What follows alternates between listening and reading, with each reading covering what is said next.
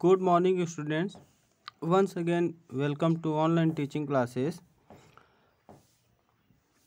मैं ही योगेश कुमार जाहिरे।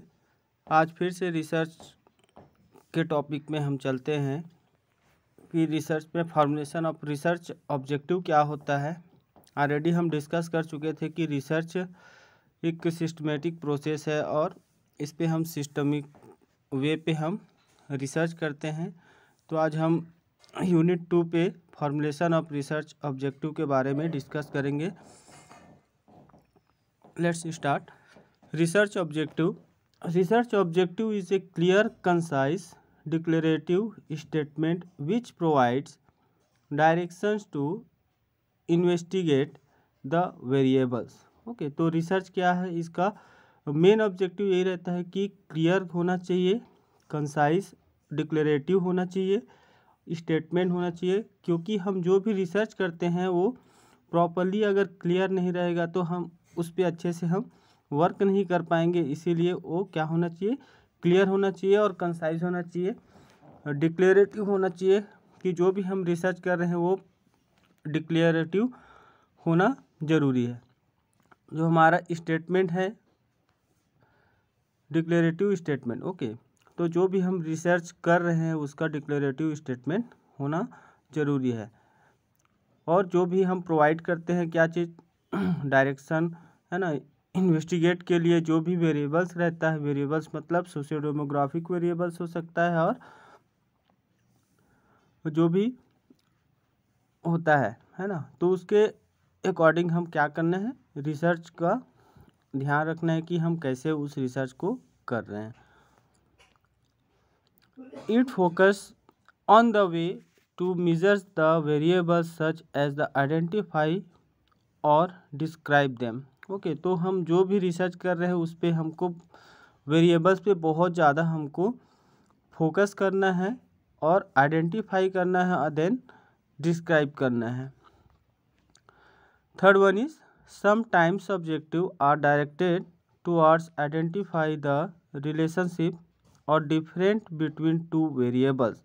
मतलब हम रिसर्च में क्या करते हैं कि जो भी ऑब्जेक्टिव है ना, हमारा जो रिसर्च का मेन ऑब्जेक्टिव क्या है कि हम रिसर्च को क्यों कर रहे हैं, तो जो भी आइडेंटिफाई कर रहे हैं क्या चीज़ का, किसी भी टू वेरिएबल्स है ना, जैसे दो पर्सन्स का हम चेक कर रहे हैं कि उसका एजुकेशंस क्या है, दोनों का डिफरेंस क्या है, तो हम उस बीच में हम क्या करते हैं, दोनों का एक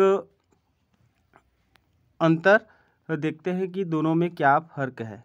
तो उसी बीच को उसका रिलेशनशिप क्या है, कैसा है हमारा स्टडी मैटर। ओके, तो इस वेरिएबल्स को हमको ध्यान में रखना है कि टू रिलेशनशिप कैसा है उसका।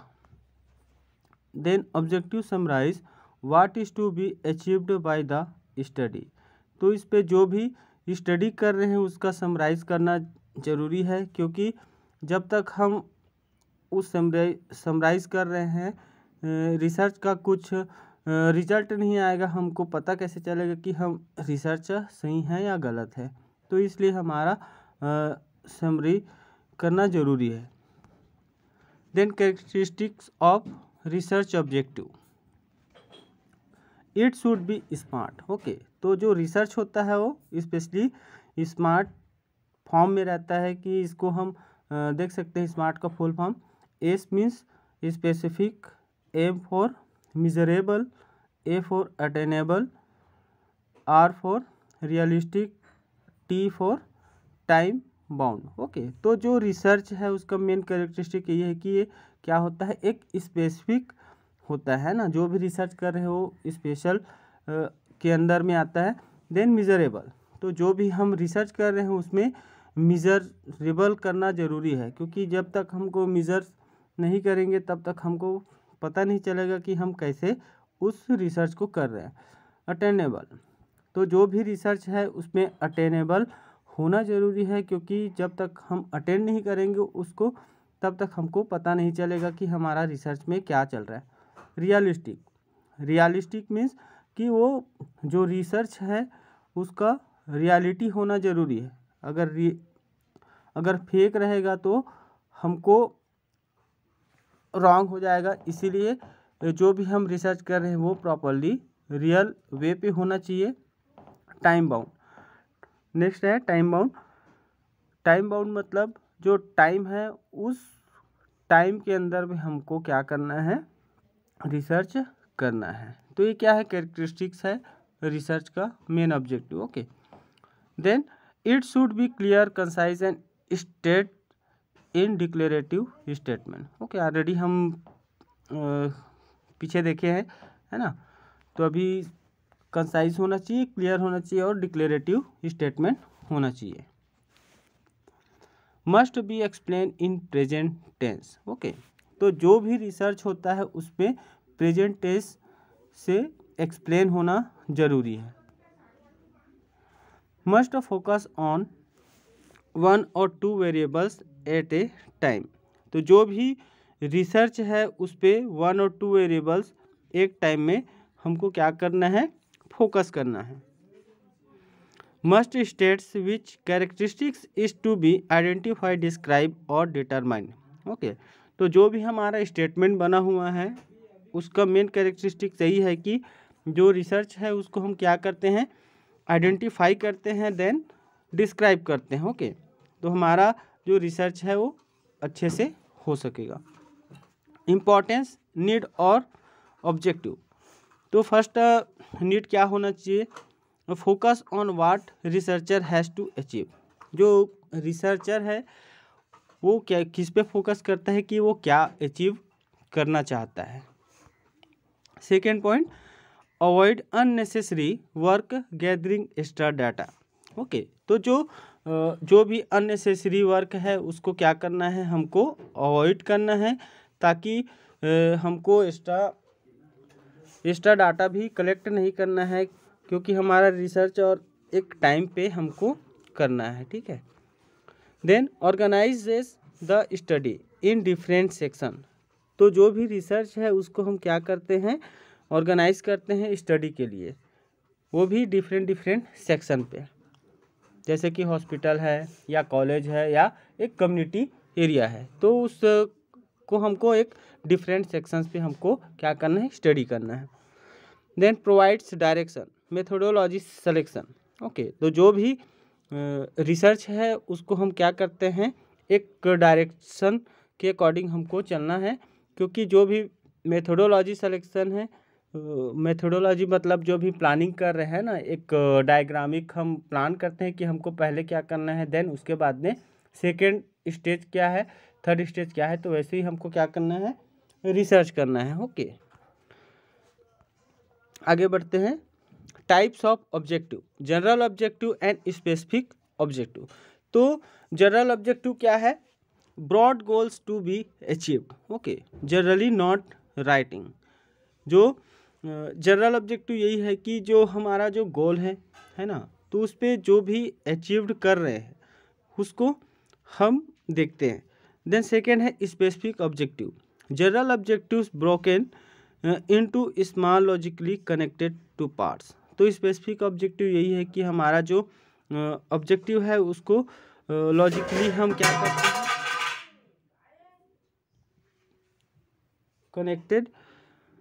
कनेक्टेड पार्ट्स है, इस पे हम क्या कर सकते हैं, उसमें लॉजिकली हम कनेक्ट कर सकते हैं, एक छोटा सा पार्ट होता है। ओके,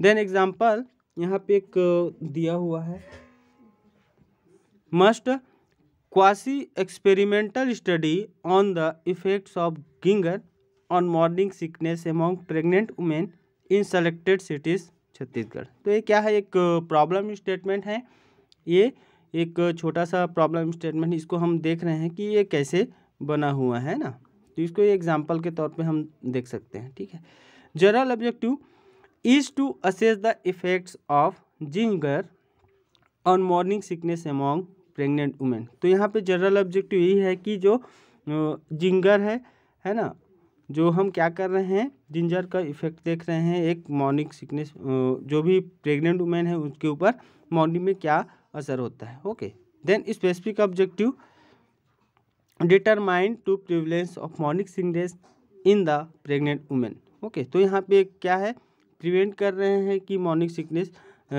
उस पर कम होगा कि ज़्यादा होगा। Compare to severity of morning sickness in primary gravida of multi gravida. तो हम क्या कर रहे हैं कि दोनों में हम कंपेयर कर रहे हैं कि क्या मॉर्निंग में इफेक्ट पड़ता है प्राइमरी ग्रेविडा वाले को और मल्टी ग्रेविडा वाले को। देन सेकेंड नेक्स्ट वन है compare the effect of ginger in primary gravida and multi gravida. यहाँ पे देख रहे हैं कि दोनों में हम क्या कर रहे हैं, उसका इफेक्ट देख रहे हैं primary gravida and multi gravida पे जिंगर का क्या इफेक्ट है, दोनों में हम कंपेयर देख रहे हैं।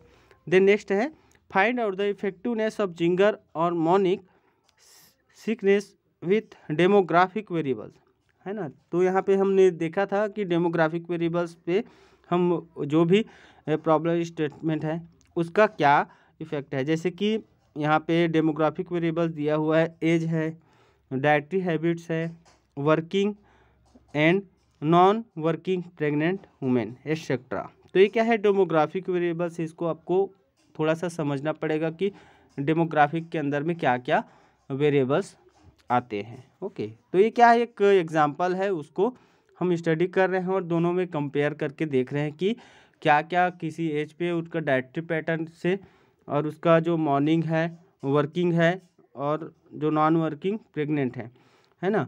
तो ये क्या है, दोनों में हम क्या कर सकते हैं, दोनों का कंपेयर करके हम देख सकते हैं। ठीक है, format of stating objective, use action verbs that specific enough to be evaluated.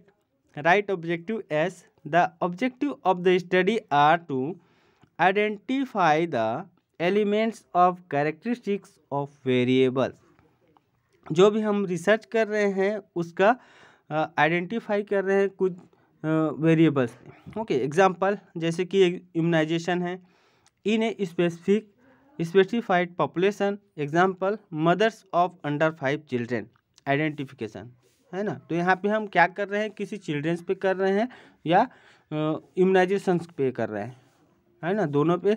तो दोनों का कंपेयर करके हमको देखना है। द नेक्स्ट है describe the existence of variable x in a specified population description. Okay, तो ये क्या है, हम डिस्क्राइब कर रहे हैं कि जो वेरिएबल्स है उसका स्पेसिफाई पॉपुलेशन, तो पॉपुलेशन पे क्या क्या उसका एग्जिस्टेंस है। Okay, determine the relationship between variables. Okay, तो जो भी रिलेशनशिप है वेरिएबल पे, उस पे हम क्या कर रहे हैं, उसको देख रहे हैं।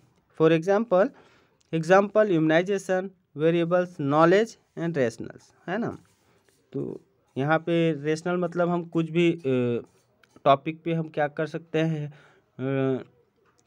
हेल्थ एजुकेशन देते हैं तो उसका नॉलेज इंक्रीज हुआ या डिक्रीज हुआ, दोनों पे हम वेरिएबल्स पे हम देखते हैं। Okay, then determine the difference between group 1 mother with 1 child and group 2 mother with 1 child regarding variables.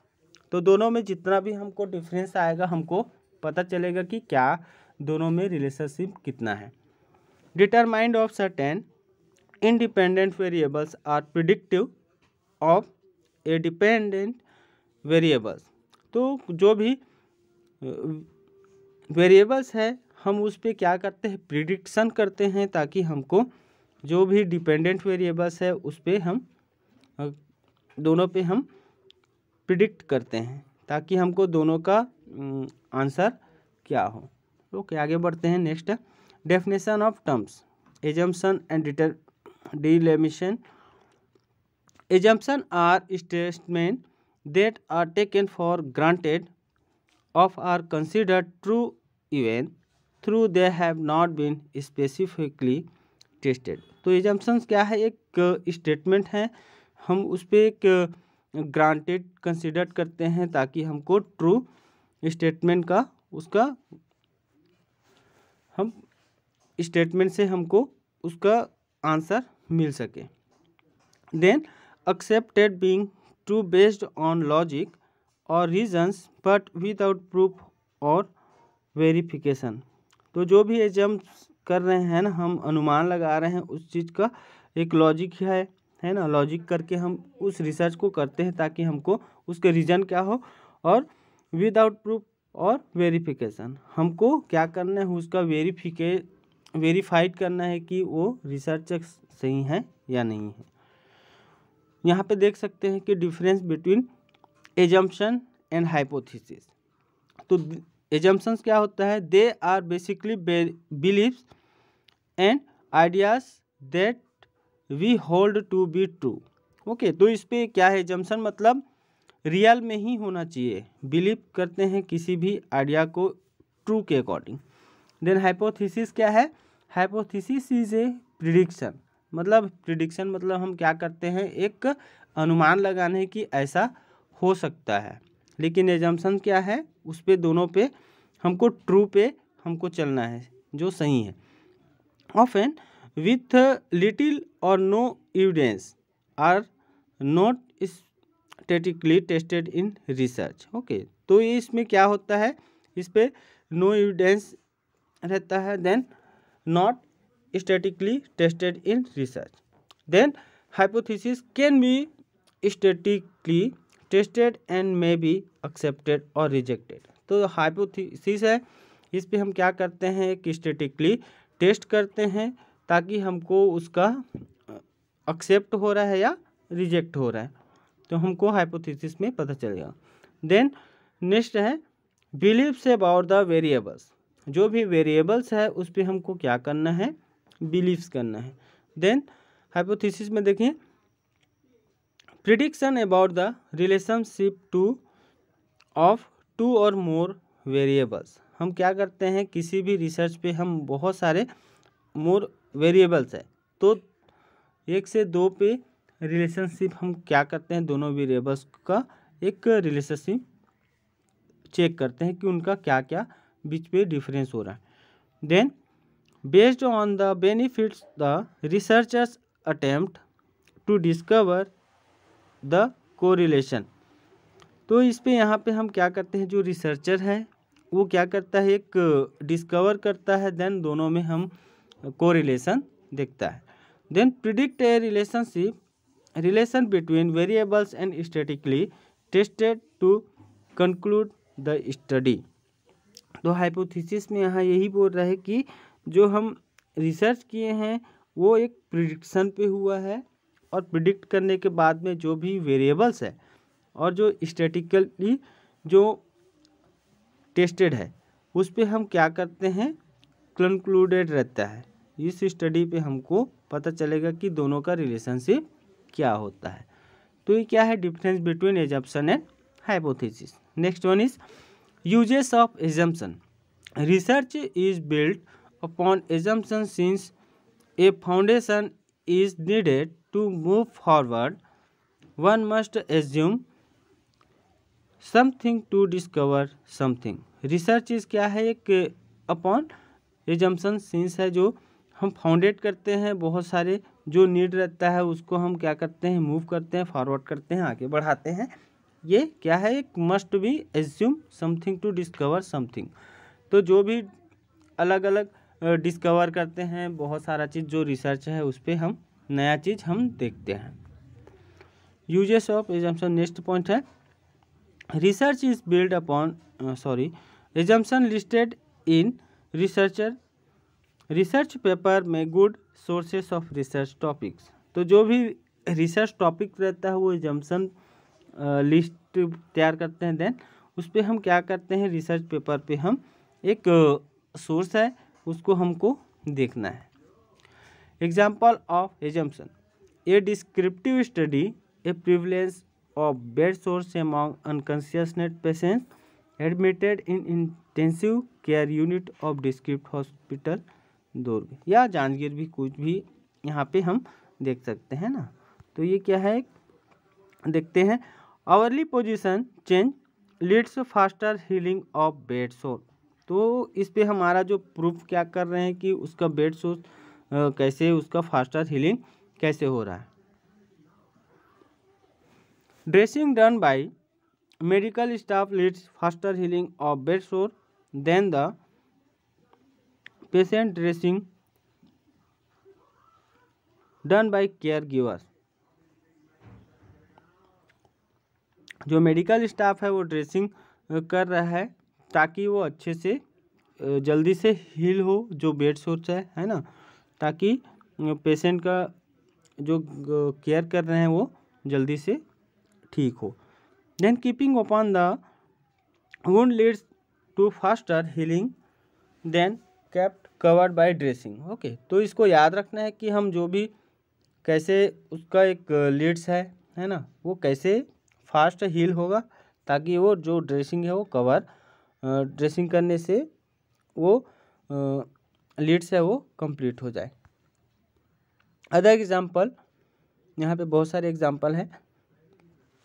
Multi gravida mothers have more knowledge about antenatal care then primary gravida mothers. Okay, तो जो यहाँ पे क्या है, जो multi gravida वाले mother's हैं उसको बहुत ज़्यादा नॉलेज रहता है किसके according, antenatal care then primary gravida mother, है ना। जो पहले प्राइमरी ग्रेविडा मदर थे उनको नॉलेज कम रहता है मल्टी ग्रेविडा के according. Then increase knowledge about personal hygiene leads to good practice. Okay, तो जो नॉलेज है हम इंक्रीज कर रहे हैं हमारा नॉलेज को पर्सनल हाइजीन के अकॉर्डिंग, ताकि हमको अच्छे से गुड प्रैक्टिस मिल जाए, है ना, ताकि हम अच्छे से रह सकें।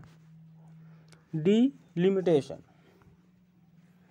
The limitation and delimitation section of research describe situation and circumstance that may affect of restrict methods and analysis of research data, है ना।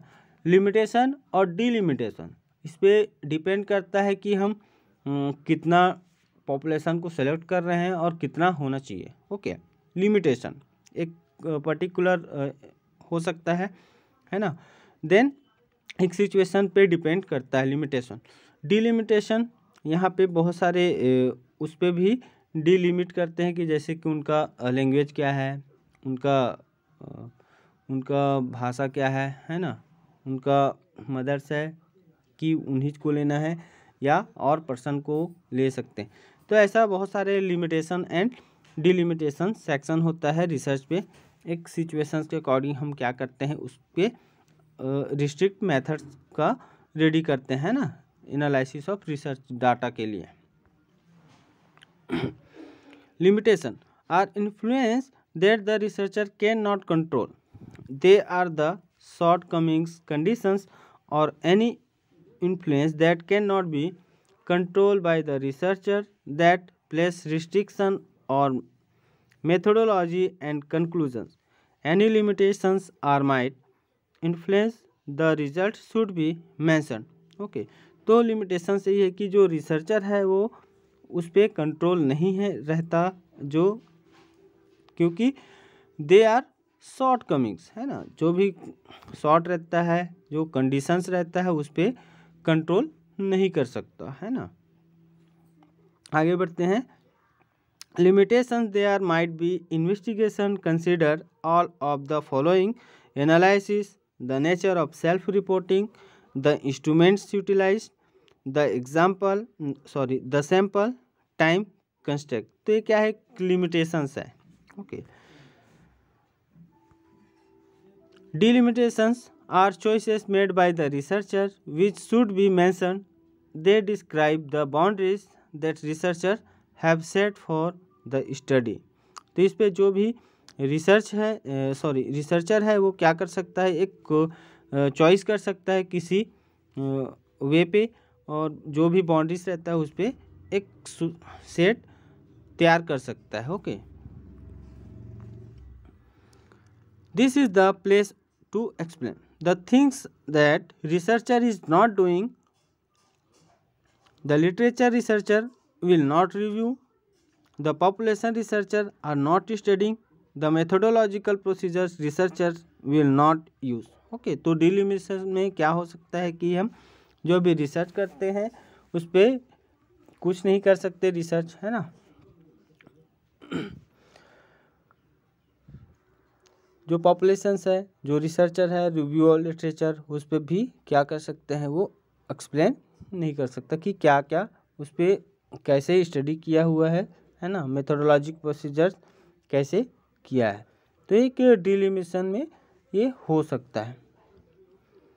Clearly explain reason why researcher have dedicated not to be, जो भी reason है उसको क्या कर सकता है, उसको एक्सप्लेन नहीं कर सकता है ना। Delimitation define the parameters of the investigation, the educational research, the delimitations of frequently deal with such items as population, sample, treatment, setting. Okay, तो ये क्या है कि जो भी डिलिमिनेशन है उसको अच्छे से हम एक पैरामीटर के अकॉर्डिंग हम क्या करते हैं, इन्वेस्टिगेट करते हैं, ताकि जो एजुकेशनल रिसर्च है उस पर एक फ्रीक्वेंटली क्या होता है, जो पॉपुलेशन है, सैंपल है, हम जहाँ से हम डाटा कलेक्ट करते हैं उसको एक पर्टिकुलर क्या करते हैं, एक तैयार करते हैं। ओके, तो एक यही है हमारा delimitation. Okay, I hope understand this topic. तो आप सभी को थोड़ा सा समझ में आया होगा कि क्या होता है। एक बार समराइज ले लेते हैं।